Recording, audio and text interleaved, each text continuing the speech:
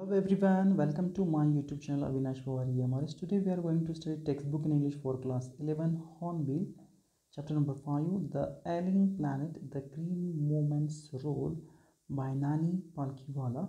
Nani Palkhiwala was jurist and economist. So this lesson has published as an article written by Nana Palkhiwala in the Indian Express. So let's start. The following article was written by Nani Palkhiwala and published in the Indian Express on 24th November 1994. आता हे जे part जो आहे तो एक article आहे, लेख आहे जो नानी पालखीवाला यांनी लिहिलेला आहे. इंडियन एक्सप्रेसमध्ये 24 ऑक्टोबर 1994 हा पब्लिश झालेला होता पेपरमध्ये. The issue that he raised regarding the declining health of the earth continue to have relevance. आणि म्हणून या त्यांनी कोणता इश्यू घेतला होता, विषय घेतला होता की या पृथ्वीची कशा पद्धतीने आपण म्हणूया प्रदूषण होत आहे, तिची स्थिती ही अतिशय बिकट होत चाललेली आहे. आणि हा जो इश्यू आहे की आत्ताही त्याचा संदर्भ आपल्याला म्हणून तीच अवस्था आपल्याला पाहायला मिळते की या भूतलावरती खूप साऱ्या मानवाचा हस्तक्षेप झाल्यामुळे अतिशय वाईट अवस्था या भूतलाची झालेली आहे. So let's start. One cannot recall any moment in the world history which has grieved the imagination of the entire human race so completely and so rapidly as the green movement which started nearly 25 years ago. आणि म्हणून असं म्हणतात की ही जी चळवळ आहे की आठवत नाही कधी सुरू झालेली आहे या जगाच्या इतिहासामध्ये, ज्याला आपण म्हणूया की मानवाच्या या मानवाचा जो आपण हे एक मानव जो आहे, मानव त्याला माहिती नाही की ही जी ग्रीन मुवमेंट आहे, ग्रीन मुवमेंट म्हणजे काय, वृक्ष लागवड आपण म्हणूया, जी जवळपास 25 वर्षापूर्वी ही सुरू झालेली आहे. In 1972 the world's first nationwide green party was founded in New Zealand. आणि म्हणून 1972मध्ये जगाची आपण म्हणूया एक ग्रीन पार्टी जी न्यूझीलंडमध्ये स्थापन झालेली होती. Since then the movement has not looked back. आणि याच्यानंतर ह्याच्या चळवळीने कधीही मागं पाहिलेलं नाही आहे. We have shifted one hopes irrevocably from the mechanistic view to a holistic and ecological view of the world. आणि आपण म्हणूया की आता हा जो दृष्टिकोन आहे तो आता इरोवेकेबली म्हणजे काय, कॅनॉट बी चेंज्ड ऑर रिव्हर्स्ड, जे आपण बदलू शकत नाही, मागं जाऊ शकत नाही. कोणता व्ह्यू आहे, मेकॅनिकल व्ह्यूपासून होलॅस्टिक अँड इकोलॉजिकल व्ह्यू. आता होलॅस्टिकल म्हणजे काय, होलॅस्टिकली मीन्स लिव्हिंग कम्प्लीट, आपण म्हणूया होलॅस्टिकली म्हणजे complete, right. So ecological views means it's a living being or complete view of living being, ecosystem and its complete view. संपूर्ण सजीवांची जी काही बद्दल असणारी जी काही संपूर्ण माहिती आहे की आपण या इकोसिस्टीममध्ये ही संपूर्ण माहिती आपण याच्याकडे वळलेलो आहोत. यांत्रिकीकरणाच्या दृष्टिकोनातून किंवा मोठ्या प्रमाणात यंत्राचा वापर आपल्याला होतो आहे, त्याकडून आपण पर्यावरणाचं संरक्षण याकडे आपण वळलेलो आहोत असा इथे अर्थ आहे. It is the shift in human perception as revolutionary as that introduced by the Copernicus, who taught mankind in the 16th century that Earth and the other planet revolved around the sun. आणि म्हणून ही जी आपण म्हणूया यांत्रिकीकरणामुळे किंवा मशीनच्या वापराकडून आपण पर्यावरणाच्या संरक्षणाकडे वळलेलो आहोत. आणि ही जी प्रक्रिया आहे, जसं आपण म्हणूया कोपर्निकसने ज्यावेळेस शोधलेलं होतं आणि त्याने आपल्याला माणसाला शिकवलं 16व्या शतकामध्ये की अर्थ आणि इतर जे काही ग्रह आहेत ते सूर्याभोवती फिरतात. For the first time human history there is a growing worldwide consciousness that earth itself is a living organism and enormous being of which we are part. आणि म्हणून पहिल्यांदा आपल्या इतिहासामध्ये, मानवाच्या इतिहासामध्ये असं पाहायला मिळालं की प्रचंड जागरूकता या पृथ्वीविषयी, पृथ्वीच्या संरक्षणाविषयी या सजीवांमध्ये निर्माण झालेली आहे की मोठ्या, आणि आपण माणूस त्याचा एक इनॉर्मस म्हणजे अतिशय मोठा भाग मानव हा त्याचा आहे. It has its own metabolic needs and vital processes which need to be respected and preserve. आणि म्हणून पृथ्वीची एक स्वतःची एक मेटाबॉलिक नीड आहे.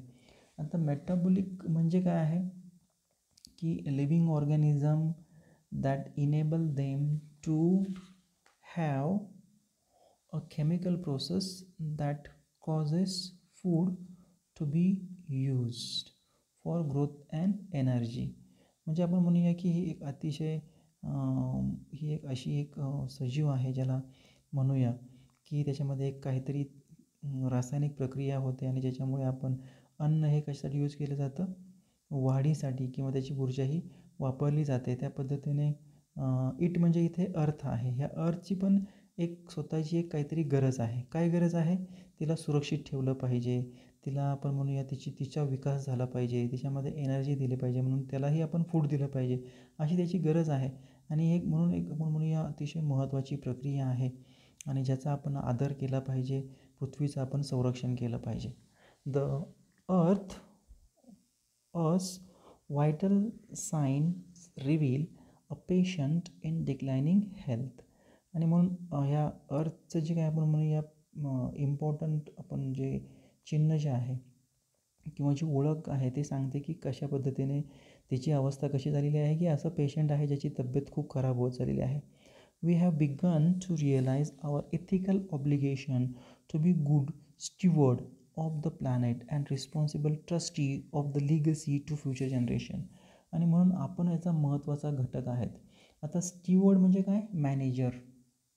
आणि आपण या पृथ्वीवरचा एक महत्त्वाचा घटक आहोत, ज्याच्याद्वारे आपल्याला आपण ही सुरुवात केली पाहिजे, आपण हे जाणलं पाहिजे. आपले इथिकल ऑब्लिगेशन काय आहेत? इथिकल ऑब्लिगेशन म्हणजे काय? आपली जबाबदारी काय आहे, नैतिक जबाबदारी काय आहे हे आपण ओळखलं पाहिजे.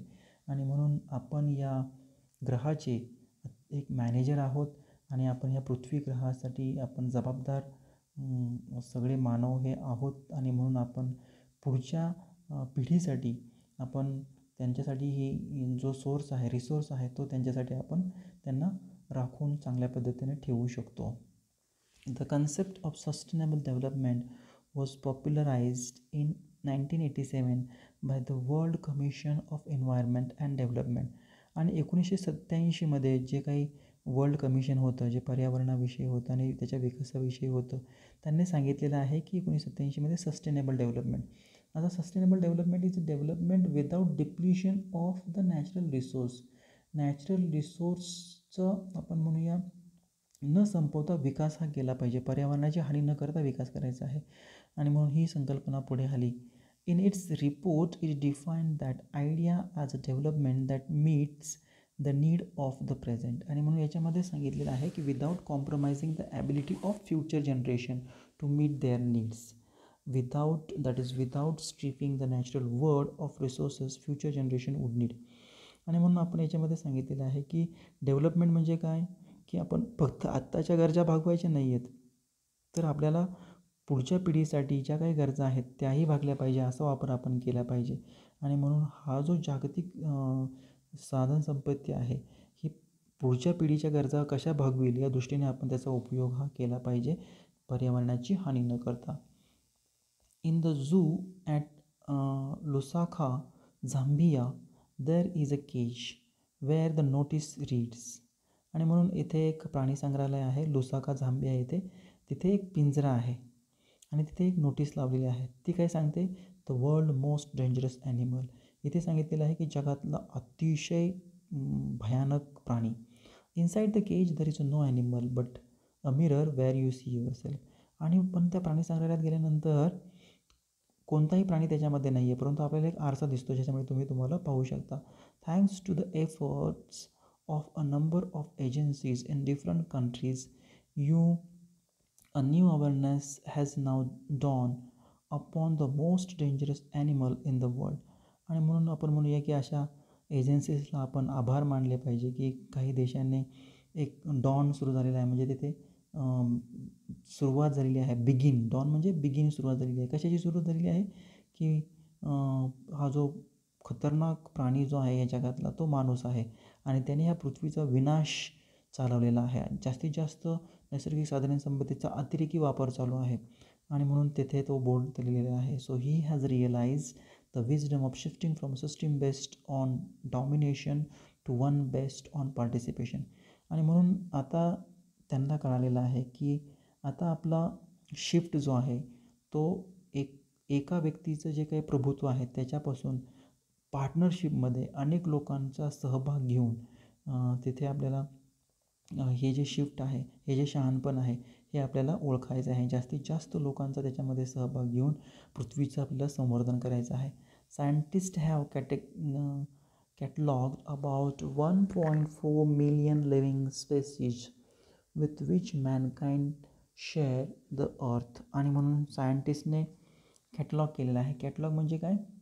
एक लिस्ट केलेली आहे. सायंटिस्टने काय केलेली आहे? एक लिस्ट केलेली आहे. त्याच्यामध्ये 1.4 मिलियन आपल्याला सजीवाच्या वेगळ्या प्रजाती पाहायला मिळतात आणि ज्या या भूतलावरती आहेत. So estimate very widely as regard the still uncatalogued living species. आणि म्हणून आपण म्हणूया की जरी 1.4 लिव्हिंग स्पेसीस आपल्याला पाहायला मिळतात तरी अशा भरपूर अनलिस्टेड ज्याची लिस्ट आपल्याकडे नाहीत अशा स्पेसीस या पृथ्वीवरती आहेत. Biologist Recon that about 3 to 100 million the other living species still languish unnamed in ignominious darkness. आता काही शब्द आहे त्याच्यामध्ये त्याचा अर्थ पाहूया पहिल्यांदा. लँग्विश म्हणजे काय? Unpleasant place or situation. आणि इग्नोमिनियस डार्कनेस म्हणजे काय? Deserving or causing public disgrace or शेम. आणि म्हणून आपल्याला असं पाहायला मिळतं की जे बायोलॉजिस्ट आहेत, जे या सजीवांच्या जमाती असतात किंवा प्रजाती आहेत, त्याचे जे शास्त्रज्ञ आहेत त्यांनी रेकॉन म्हणजे कॅल्क्युलेट केलेले आहेत की अशा जवळपास 3 ते 100 मिलियन अशा लिव्हिंग प्लेसीस आहेत ज्या अतिशय आपल्याला म्हणतो या वेगवेगळ्या ठिकाणी आपल्याला ह्या पाहायला मिळतात आणि ज्याचं आपल्याला नावही माहीत नाही आहे आणि ज्यामुळे पृथ्वी तलावर तरीही त्याच्या या प्रजातींचा विनाश हा होत आहे. अशी अतिशय शर्मनाक गोष्ट आपल्याला याच्यामुळे ह्या प्रजातीविषयी पाहायला मिळते. So one of the early international commission which dealt inter alia with the question of ecology and environment was the Brandt Commission, which had distinguished Indian as one of its member, Mr. L.K. Jha. आता L.K. Jha यांनी त्यांचं एक भारतीय आहेत ज्यांनी हे सदस्य आहेत. कशाचे सदस्य आहेत? तर क्वेश्चन ऑफ इकॉलॉजी आणि एन्व्हायरमेंट हा जो ब्रँड कमिशन आहे या ब्रँड कमिशनचे ते सदस्य आहेत. आता इंटर एलिया म्हणजे काय? Inter alia among the other thing वेगवेगळ्या गोष्टी आपण म्हणूया की जे आंतरराष्ट्रीय कमिशन असतात जे वेगवेगळ्या गोष्टीवरती चर्चा घडून आणतात. त्याच्यामधले मग इकॉलॉजी असेल, पर्यावरणाशील असेल, असे जे आयोग आहेत त्या आयोगाचे हे सदस्य आहेत ज्यांचं नाव आहे L.K. Jha. ते काय सांगतात? द फर्स्ट ब्रँड रिपोर्ट रेज द क्वेश्चन. आणि त्याने रिपोर्टमध्ये एक क्वेश्चन हा विचारला गेलेला होता. कोणता होता तो?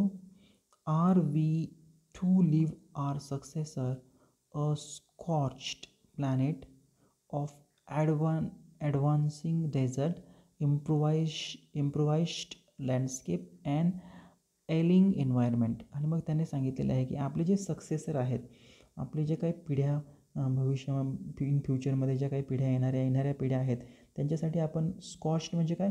बर्न प्लॅनेट, जळालेला हे ग्रह ठेवणार आहोत का त्यांच्यापुढे, ज्याच्यामध्ये खूप सारं फक्त वाळवंटच करणार आहोत का ह्या पृथ्वीवरचं. आणि जे लँडस्केप आहेत किंवा जे निसर्ग आहेत ते आपण अतिशय खराब केलेलं आहे. किंवा आपण म्हणूया एलिंग म्हणजे ज्याची पर्यावरण अतिशय पुअर हेल्थ, त्याची कंडिशन जी आहे अतिशय पुअर कंडिशन या पर्यावरणाची केलेली आहे. हे सगळं पुढच्या पिढीसाठी ठेवणार आहात का? असे प्रश्न L.K. Jha हे जे सदस्य होते इकॉलॉजी अँड एन्व्हायरमेंटचे त्यांनी त्यांच्या रिपोर्टमध्ये सांगितलेले आहेत. Mister Lester R Brown in his thoughtful book the global economic prospect point out that earth principal biological system are 4. आणि एक मिस्टर लेस्टर ब्राऊन आहेत ज्यांनी एक पुस्तक लिहिलं. त्या पुस्तकाचं नाव होतं ग्लोबल इकॉनॉमिक प्रॉस्पेक्ट.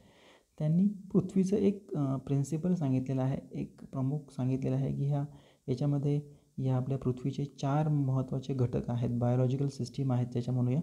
त्याच्यामध्ये फिशरी आहे ज्याला म्हणूया मासेमारी, फॉरेस्ट जंगल, ग्रासलँड म्हणजे जिथे खूप सारा ग्रास आहे अशी जमीन, क्रॉप प्लांट म्हणजे आपण म्हणूया जिथे क्रॉप आहेत, वनस्पती आहेत. ओके, सो वेगवेगळे पिकं आहेत. And they form the foundation of global economic system. आणि या 4ही भागावरती आपली संपूर्ण इकॉनॉमिक सिस्टीम आहे, आर्थिक स्थिती जी आहे ती अवलंबून आहे. In addition to supplying our food, these four system provide virtually all the raw material for industry. आणि म्हणून त्याचबरोबर त्यांनी सांगितलेलं आहे की ह्याच्यामुळे आर्थिक परिस्थिती सुधारलेली आहे. त्याचबरोबर हे जे 4 क्षेत्र असे आहेत ज्याच्यामुळे आपण म्हणूया की फूड सप्लाय आपल्याला अन्न पुरवते. त्याचबरोबर ही जी सिस्टीम आहे त्याच्यामुळे कंपनीला, वेगवेगळ्या इंडस्ट्रीला कच्चा माल पुरवण्याचे कामही याचे 4 क्षेत्र करतात. Except mineral and petroleum derived synthetics. परंतु या 4 क्षेत्रामध्ये मिनरल्स किंवा पेट्रोलियम जे आपण म्हणूया पेट्रोल वगैरे पाहायला मिळतं, जे कुठून मिळतं आपल्याला, सिंथेटिक्समधून मिळतं. सिंथेटिक्स म्हणजे काय, आर्टिफिशियली आपण म्हणूया जे सबस्टन्स असतो, पदार्थ असतो त्याच्यामध्ये केला जातो. So in a large area of the world human claim on this system are reaching and unsustainable level, a point where the productivity is being impaired. आपण म्हणूया की एक मोठ्या या जगामध्ये आपल्याला पाहायला मिळतं की या ज्या सिस्टीम्स आहेत ह्या अनसस्टेनेबल लेवलवरती जे आपण म्हणूया अतिशय हानी या 4ही क्षेत्रांची चालू आहे. पर्यावरणाची जी हानी आहे ती या 4ही सिस्टीमची चालू आहे. आणि म्हणून इथे जी प्रोडक्टिव्हिटी आहे, उत्पादन जे आहे त्याच्यामध्ये एक म्हणूया बिघाडी किंवा डॅमेज करण्याचं कामही आता या मानवाकडून चाललेलं आहे. When this happens, fishery collapse, forests disappear, grassland are converted into barren wasteland, and cropland deteriorated. आणि हे कधी होईल, मानवाने जर पर्यावरणामध्ये जास्त हस्तक्षेप केले तर मासेमारी संपून जाईल, जंगलं नाहीशी होतील, जिथे ग्रासलँड आहे, जिथे खूप गवत आहे, हे जे ठिकाणं आहेत तिथे ते बॅरेन वेस्टलँड होतील, म्हणजे ज्याचा बॅरेन म्हणजे नापीक होतील, तिथे कोणतंही पीक येणार नाही. क्रॉपलँड जे आहेत ते खराब होतील, वर्स होतील. In a protein conscious and protein hungry world, over fishing is common every day.